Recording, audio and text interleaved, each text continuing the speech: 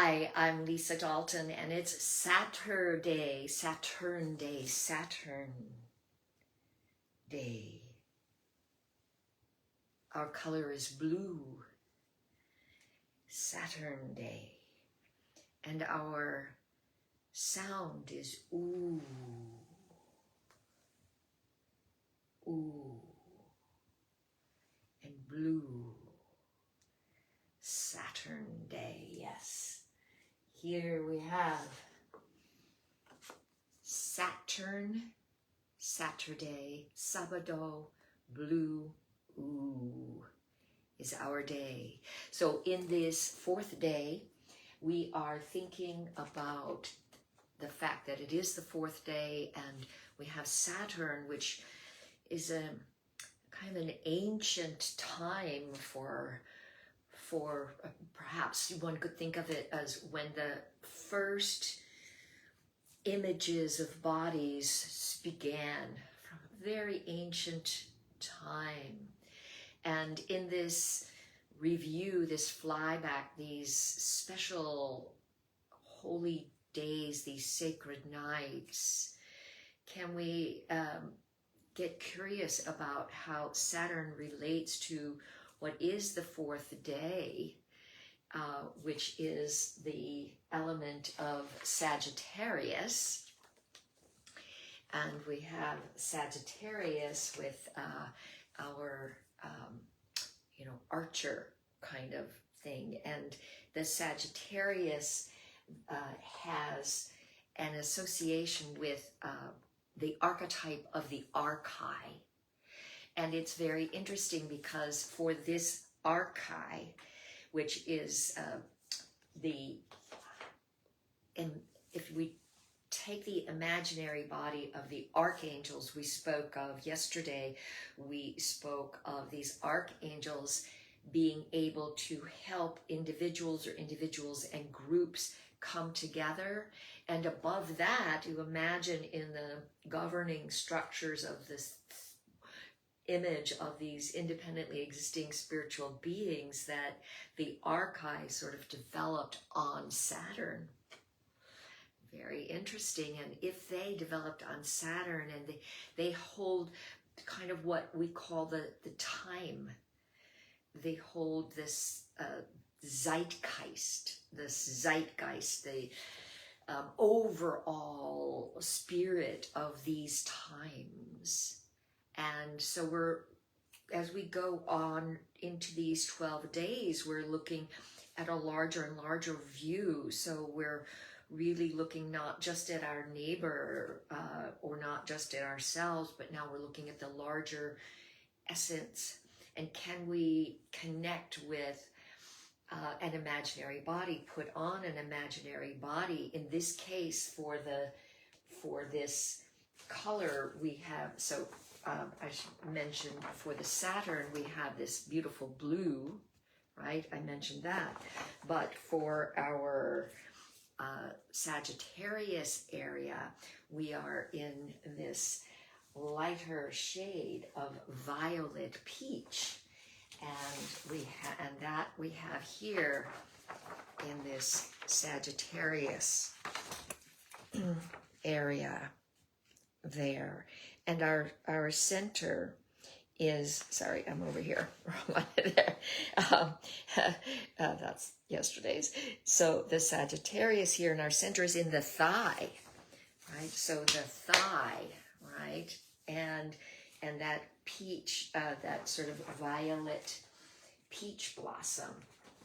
And in that process, we have the proprioceptor system, the proprioception, and that gives us a sense of where we might be in our orientation on the planet. And our quality is fire.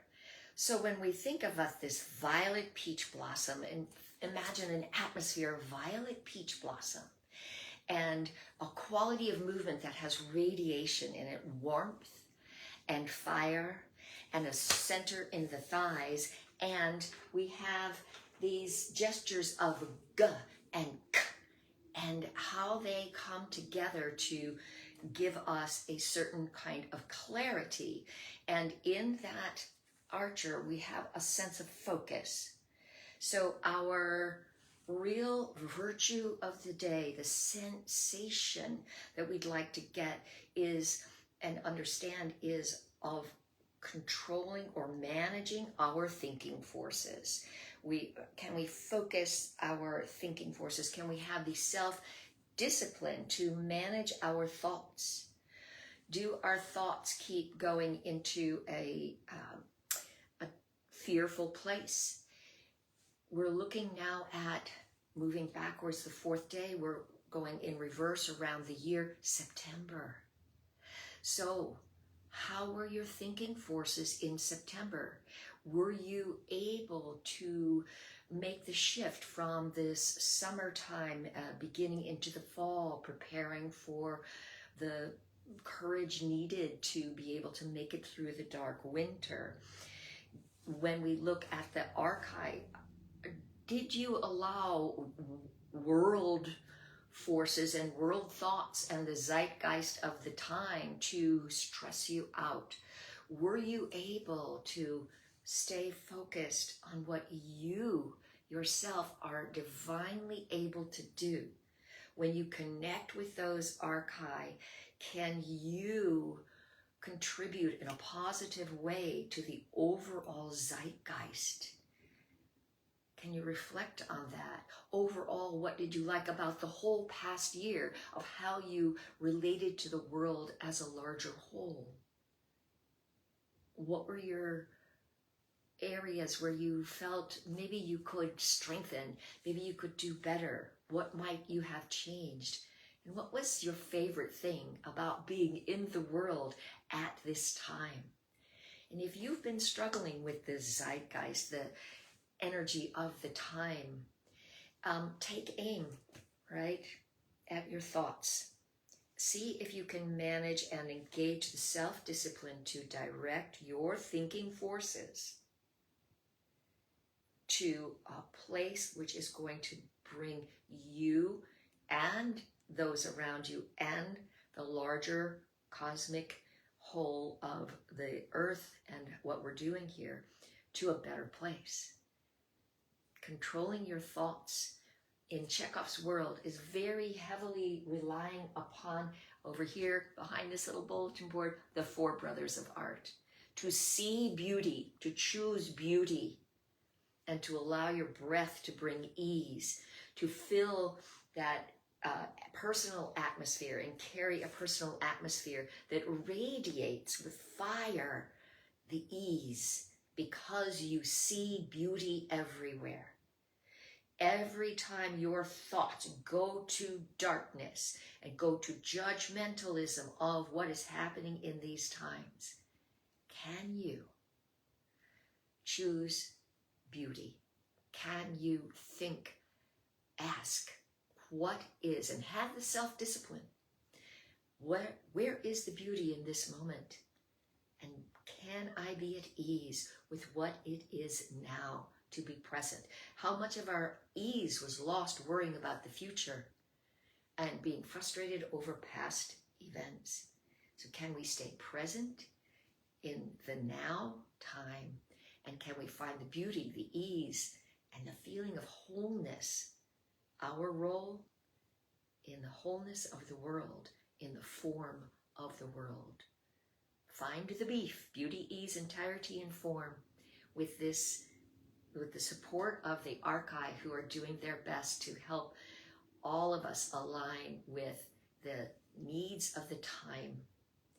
And when you go to sleep tonight, invite the archive, the archangels, and your angel to come with you into the sleep and help you think about what it will be for you to move into 2026. What will you bring into the world, and how will you relate to the world in a joyful manner? Where can you bring growth in your relationship to the world and manage your thinking forces so that you can do this and identify a few sparkling moments, and then Create your power gesture. That's your movement. And maybe the way the larger world is, maybe you actually feel, I don't want to, oh, I hate it. And can you find yourself able to either bring in something from you that opens up that pain, so you can move from this, I don't want to engage, to I can engage and embrace the beauty. I don't know what your power gesture will be, but try it. Try it 3 times. Law of triplicity. Lisa Dalton, acting the Michael Chekhov way, day 4, Christmas.